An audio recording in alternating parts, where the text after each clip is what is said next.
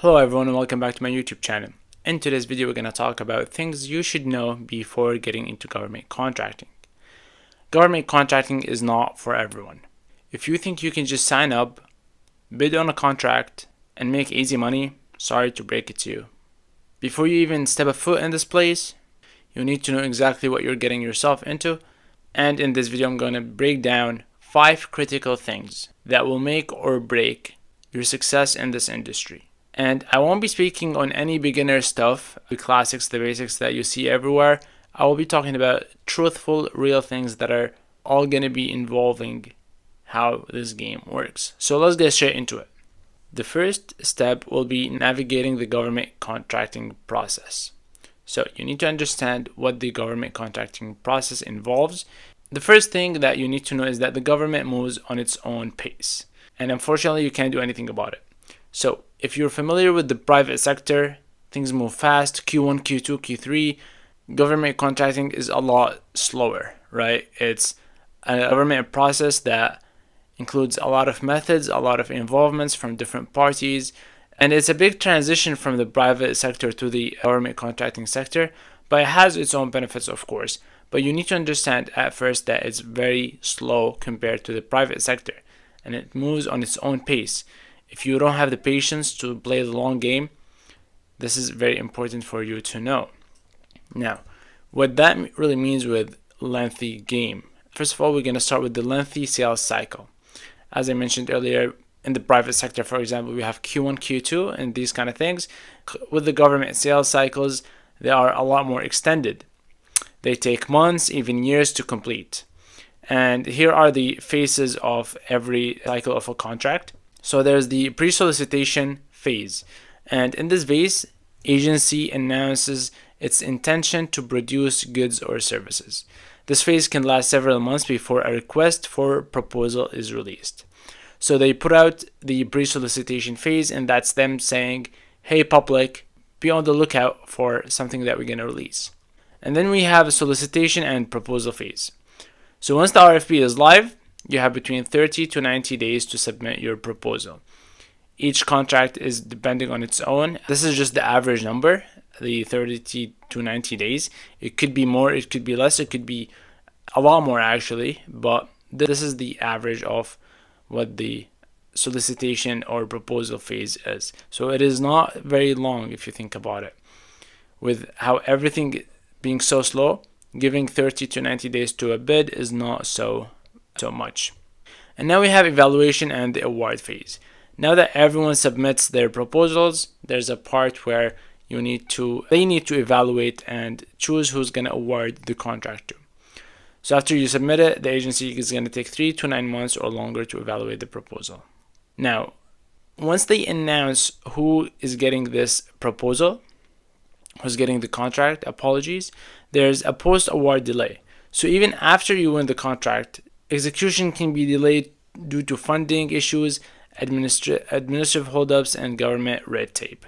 What that means is you can still win an award, but then they will tell you, you have the award, however, you will be executing this job in 3 months, not right away, in 9 months, right away. And the reason for that is we don't have currently the funding of this job.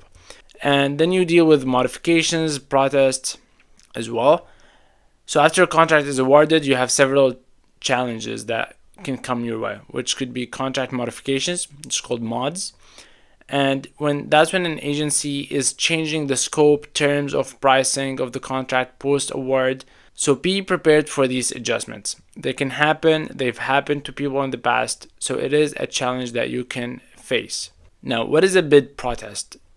So competitors may file a protest if they believe the award process was unfair, potentially delaying the contract by months. And then here someone would have to judge if this was awarded fairly or not. And then there's the funding hold that I mentioned earlier. An awarded contract does not guarantee immediate funding. Contracts can be delayed pending budget approvals, which is unfortunate because working with the government should be a lot easier. And now there's in 1.3 cash flow survival strategies, right? So while government contracts can be lucrative, they do not pay quickly. And that makes sense because it's a lot of money going in here. So Payment terms can be net 30, net 60, or even net 90 days to manage cash flow effectively. Here are a few tips for you. So you need to secure a line of credit or financing.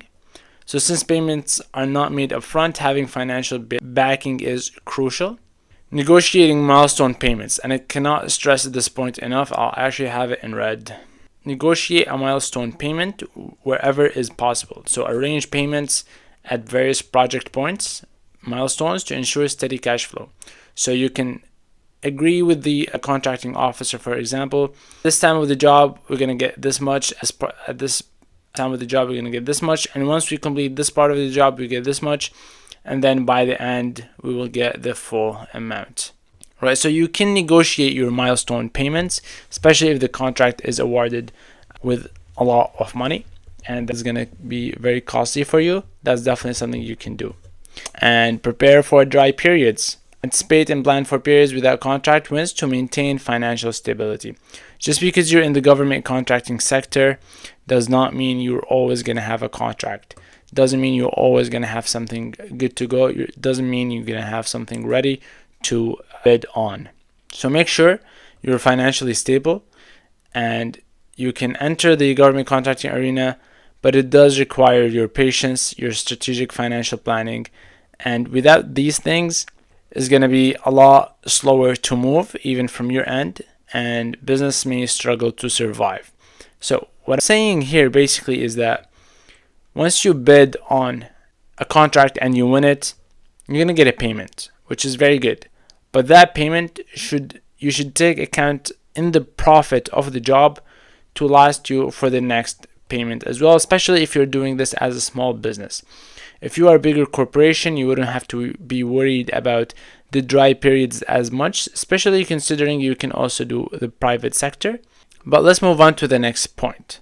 So the first point is navigating the government contracting process. The second part of things you should know before you get into this industry is the complexities of government contracting when it comes to registrations and compliance. I think when it comes to registrations, everyone is aware and they kind of have an idea. So if we're still comparing it with the private sector, when it comes to registering your business or starting to work with the government, an LLC is not enough. You can't just set up an LLC and start operating. It's not that straightforward. However, you do need to set up an LLC for your company. But the government also requires a series of multiple steps, which is registration and SAM.gov, and we'll get to these later, and other important steps that you have to take. So let's get to it. And the reason why I named this video, you should know these things before you get into government contracting, because if you're not prepped, it's going to be so overwhelming for you. I'm kind of exaggerating here with the absolute nightmare. It is relatively simple, but you have to do it. And if you're not taking it one step at a time, it will look very overwhelming. So the first thing that you would need to do to engage in federal contracting is register in SAM.gov. And I have a video on how to register in SAM.gov, but you cannot work with the government if you don't have a SAM.gov account. Now you can use other platforms like SAMSearch to look for these contracts and these bids, but you 100% need to register with SAM.gov to bid with the government. And within your registration with SAM.gov, you'll be able to get a new EI, which stands for a unique entity identifier. And this is what was known as DUNS back in the day, but now it's called unique entity identifier, and that's what the government will look at your business as. So to the government, you are the UEI. And lastly, you need to know the NAICS codes that are relative to your business. NAICS codes, they classify your business within a specific industry. I will have some resources in the description on all of these information: registration, obtaining the UEI, and securing the NAICS code. So make sure you sign up make sure you put your email and you will get all the free important information when it comes to registration. So what other than the registration are you going to face when it comes to compliance? This one is more depending on the job. So you may not need to get these, however, you should know of them. So there's the CMMC, which is the Cybersecurity Maturity Model Certification, and this one is very necessary if you're doing anything related to IT or defense contract. And this just means that you have a secure cybersecurity system necessary to bid on contracts, and that's just because you're working with the government, you're working with sensitive information, you need to be secure cyberly. There's the FAR and the DFAR's compliance. The FAR is the Federal Acquisition Regulation, and the DFAR is for the Defense Federal Acquisition Regulation. And these two kind of bibles of government contracting when it comes to compliance, because they regulate all aspects of federal contracting.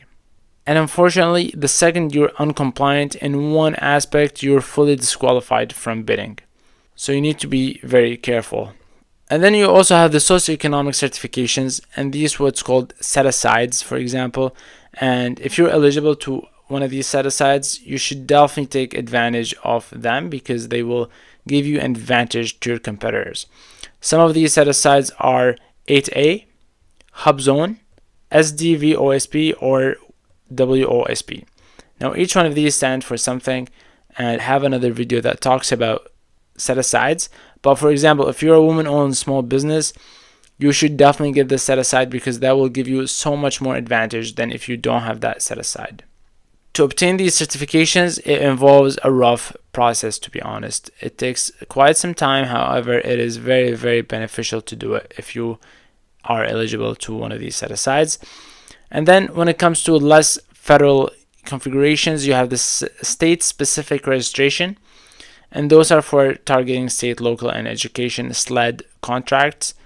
And each state has its own vendor registration requirements that must be navigated. So if you're doing contracts in the state of Texas, you will need to figure out how to log in on these websites and get the requirements they need.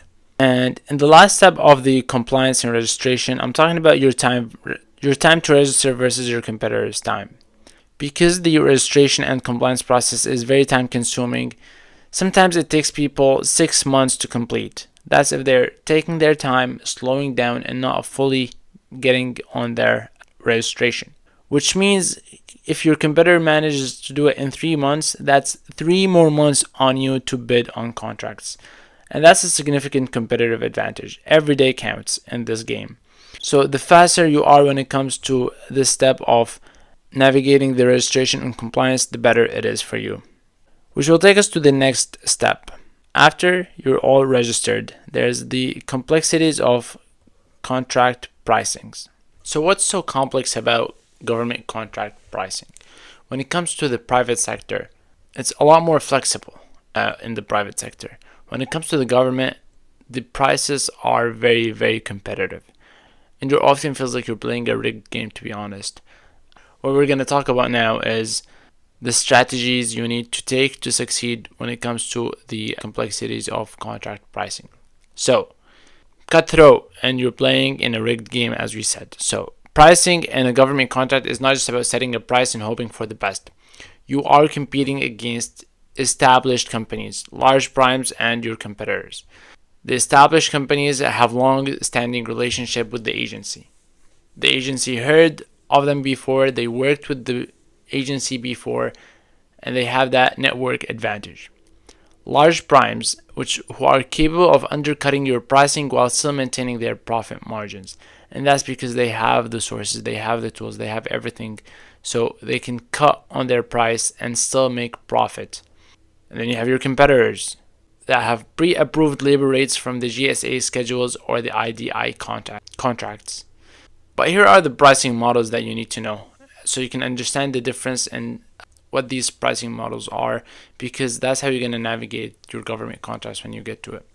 So you have the FFP, which is the firm fixed price, which you commit to a set price regardless of any cost increases. This model places the risk on the contractor if the cost rise unexpectedly. So you got a job with the government, you told them this job is going to cost you $100, ended up costing you $120. Well, sucks that $20 you're going to pay out of your pocket because it's FFP, which means firm fixed price. And then you have your time and material, T&M.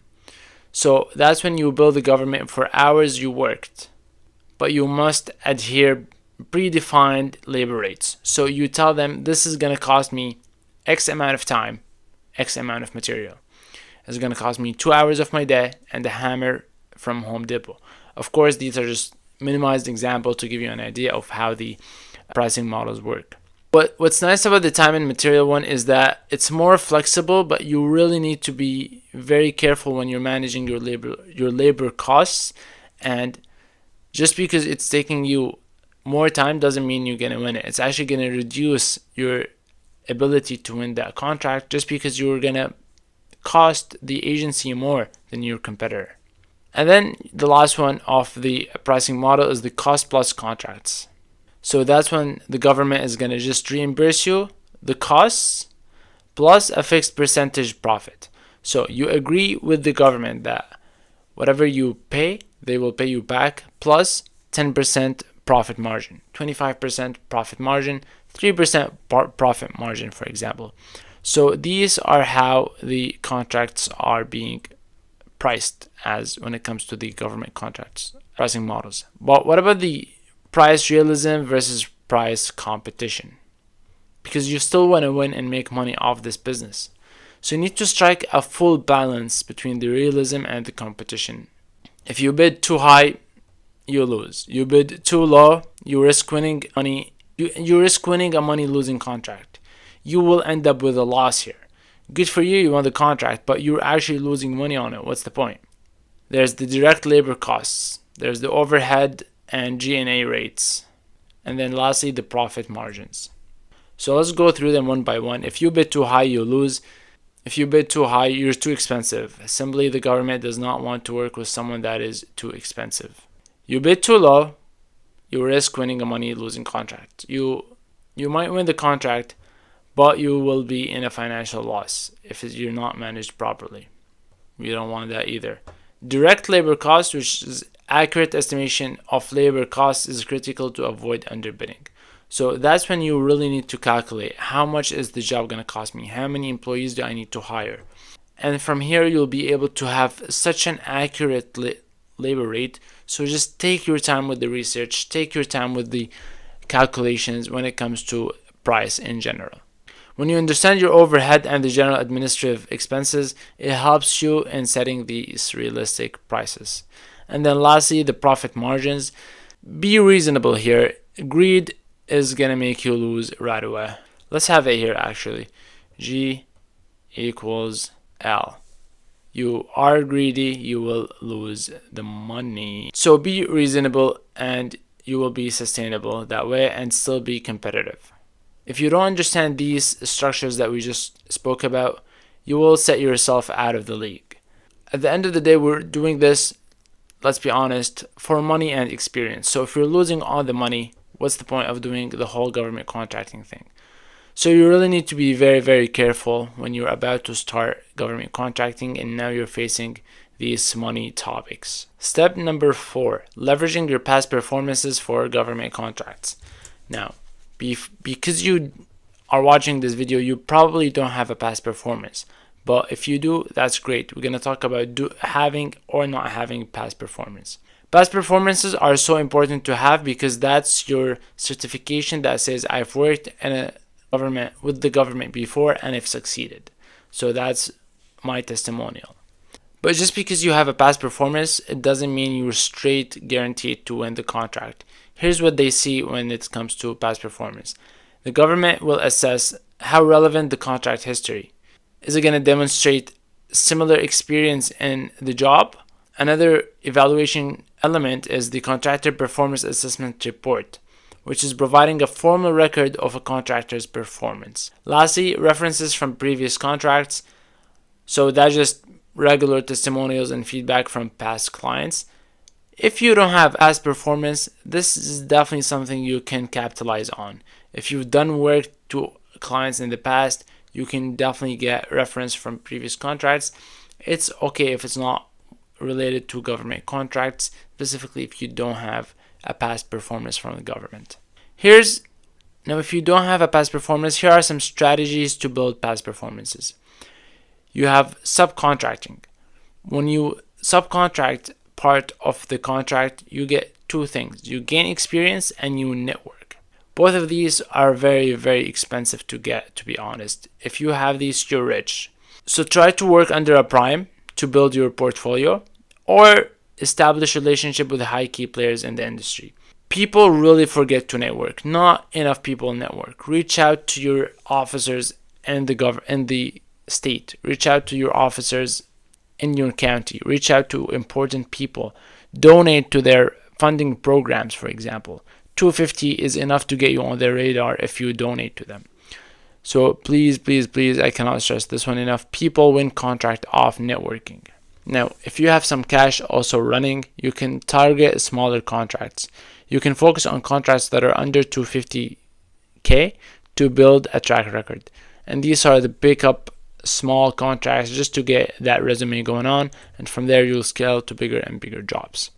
And they also are a low barrier entry. And that's totally okay. But they have fewer requirements. And the government actually makes them a lot more accessible to newcomers to this whole game. And when you're networking, you can actually end up joining a venture. When you partner with an experienced firm, you collaborate with a firm that have a broken track record, and you guys can share resources at that time, your expertise, and you enhance both of your capabilities. Last point of this video is the proposal writing and how complicated that whole process is. So if you're in this video, you probably know what proposal writing is. That's when you're telling the government, this is why I should win the contract in a document, right? It is an overlooked skill sometimes. If you really know how to write, you're already ahead of everyone in the game. This is not a sales pitch. A lot of beginners write their proposal as if it's a sales pitch, as if it was a sales deck. It is really not. Government proposals demand a high-level technical precision, compliance, and structure. If you master the skill of writing the proposal, it can elevate your game to the max. I will walk you through a quick tool on how to master the proposal writing game in no time once I'm done with this part. But what is the nature of government proposals? Why is it so complicated? Why is it so scary? Why does it take so much time? It's actually the longest step of the process, of the bidding process. First of all, compliance is key. As I mentioned before, you miss one thing, you're completely out of the game. You miss one document, you're out of the game. You miss one attachment, you're out of the game. And it makes sense. Working with the government has to be a sensitive topic, so you do not want to miss anything because of compliance. Adherence to format. This is a formal job you're doing. It's no more compared to the private sector, it's a little bit more complex and it's a bit more picky, to be honest. But that's okay because we're working with the federal government. Formatting the document is very important. The way it's written is very important. Just like how it was back in the day in high school, writing these essays, and formatting of the essay was so important. Same thing when it comes to these proposals. If you fail to comply the proposal format, you might not even be reviewed. Lastly, clarity and precision. I should also add typos in here because I've seen so many people get disqualified off typos or being vague. Being vague in proposals is not a good thing, and it's a common pitfall. We see this very often as well. Because the evaluators, they want clear voice, they want concise voice and precise information that directly tells them and addresses the requirements of the solicitation. And imagine, the contracting officers have hundreds of bids to read. If you're making it complex for them to read, it'll be hard for them to evaluate your proposal. And at the end of the day, they are humans. A proposal that lacks clarity is likely to be dismissed, and that's exactly why, regardless of how good your price is, regardless of how good of a job you're going to do. And why is it a deal breaker? Because it requires a lot of technical knowledge, strategic thinking, and attention to detail. And it can be a deal breaker because the technical expertise, you need to understand every aspect of the project and articulate them effectively, is very, very important. Strategic alignment. Proposals must align with the agency's goals and demonstrate how the contractor's solution meets the objective. Lastly, persuasive communication. While it's not a sales pitch, a proposal must still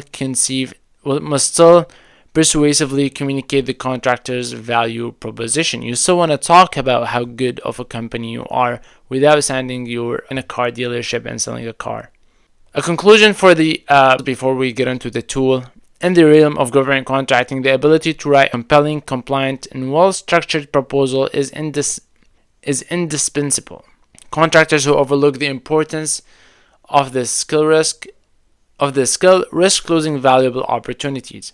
If you invest in a tool that's going to help you write these proposals and save you all the headache and stress and compliance scares, wouldn't that be such a good investment? So let's get straight to that. And here's how you can write these proposals in such faster manner and still being compliant and still being accurate with proposal. So once you locate contract an opportunity on SAMsearch, and that's the tool I'm using called SAMsearch, I'll leave a link in the bio, you can simply click on generate proposal. And the first step of generating the proposal is generating the outline. In the outline, you can select which attachments you need to use, which attachment you want to be included in this contract, whether it's from the contract or from your documents that I have indexed earlier in my company profile. So I put my capability statement, I put a past performance statement, and I put a case study.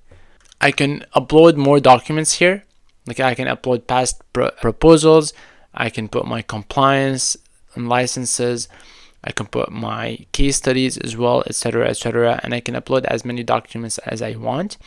Once I have everything selected, I will generate the outline. Cool, now we have an outline generated.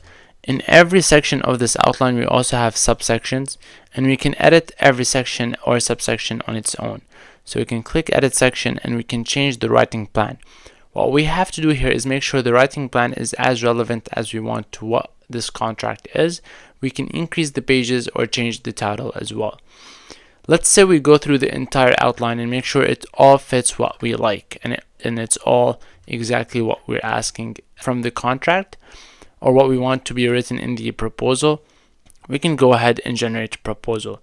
However, let's add a section here and we call it, for example, cover letter, and we ask AI to write all the information from our business profile in the cover letter. But we won't be doing that. We're just going to go ahead and generate the proposal. Now it's starting to generate the proposal, which will take a few minutes because it will be a long proposal. However, what it's doing in this step is very important actually. It's because it's not just taking the information from the contract. It takes everything that I have put in my company profile here, which we can take a look at. I have my company website, my company legal information like my UEI, my case code, the areas I operate in, my licenses, and the proposal was just going to be going on for a few minutes. We can ignore this one because it's going to take a few minutes to write, and we'll go to a proposal that is already written. And this is how the proposal would look, right? It would be a very long, cohesive, concise proposal. Now, of course, you would want to edit anything AI writes, which is accounted for on SAMsearch. So you can just select any part, for example, and that's going to be the context of your edit.